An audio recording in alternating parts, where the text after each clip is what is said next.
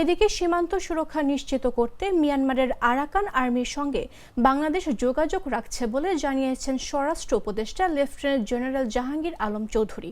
শনিবার সকালে কক্সবাজার জেলা প্রশাসকের সম্মেলন কক্ষে স্বরাষ্ট্র ও কৃষি মন্ত্রণালয়ের কর্মকর্তাদের সঙ্গে মতবিনিময় শেষে সাংবাদিকদের ব্রিফিংকালে তিনি এসব কথা বলেন। পর্যটকের তো আমাদের মেইন আকর্ষণ তো কক্সবাজার, তো এইটা যেন সবসময় ভালো অবস্থায় থাকে, এটা কিন্তু আমাদের সবারই দেখা দরকার এবং এটা আপনাদের সাহায্য সহযোগিতা দরকার। দেখি কিন্তু আমি আপনাদের একটু ইরিলিভেন্ট হতে পারি যে আপনারা সত্যি খবর প্রকাশ করেন। গতকাল একটা প্রথম আলোতে আপনারা দেখবেন একটা সংবাদ দেখছেন না, একজন মহিলা কিন্তু সে ধর্ষিত হয় না, কিন্তু তার সম্বন্ধে আমাকে এক মিডিয়া প্রচার করে দিচ্ছে।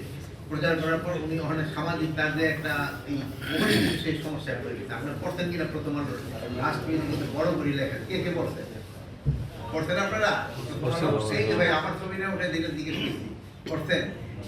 এই জন্য এটা কিন্তু একটা মিডিয়াই হয়তো এই প্রচারটা করছে, কিন্তু এই প্রচারটা করে কিন্তু সেই এই আমার এই বোনের কিন্তু সমস্যা ক্রিয়েট করে দিচ্ছে। এরকম অনেক আছে, আপনারা সত্যি খবর দিচ্ছেন, আবার মাঝে মাঝে কিন্তু এই আপনাদের এই দুই একটা খবরের জন্য কিন্তু সমাজে। আমার একটা স্মার্ট সিদ্ধান্তে 25% গ্যাসের খরচ কমেছে। ভাবছেন কিভাবে?